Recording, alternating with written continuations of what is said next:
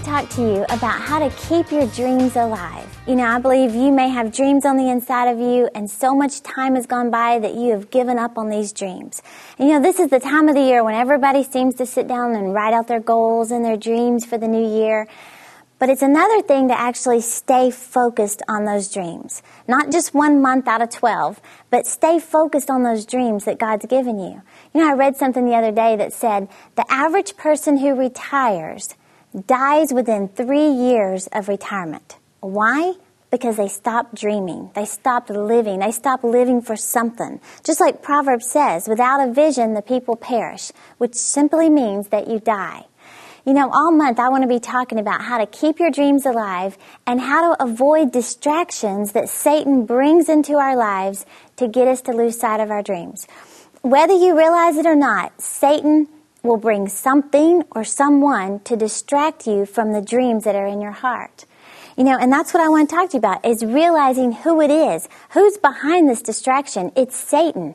You know, you've probably heard stories of a thief when he goes in to rob a store. Sometimes he'll send somebody ahead of time just to distract the store owner. He may knock stuff off the shelf and cause all this commotion, or he may just go in there and ask directions on how to find a place. Meanwhile, the thief goes in and robs the place, and the store owner doesn't even realize what's happened.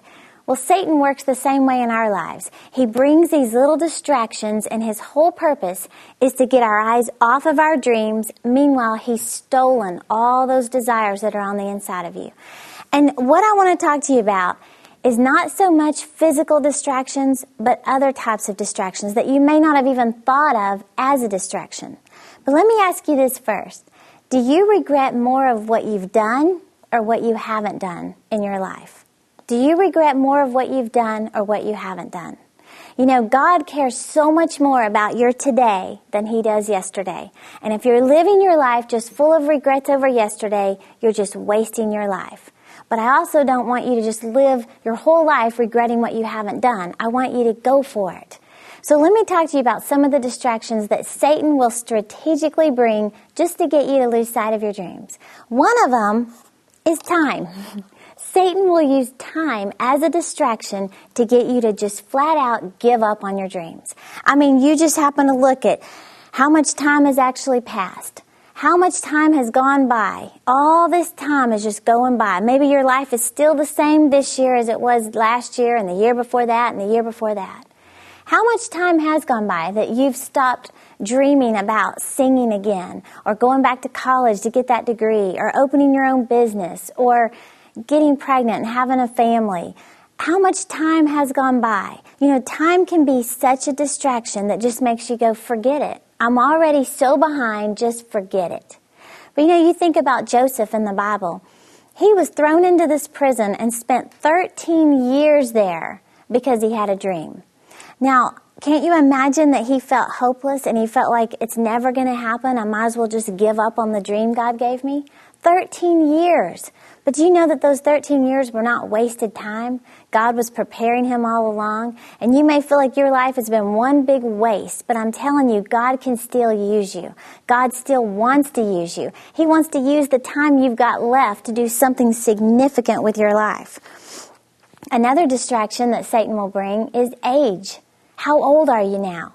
Have you lived more of your life than you have left? You know, Satan will use that as a distraction to say, forget it. Look at your age. Look at other people who are your age and look what all they've accomplished, and you haven't even done jack. Satan will tell you that. He'll say, look how old you are. Or maybe you're so young that he's trying to convince you that this is ridiculous for you to be dreaming like this.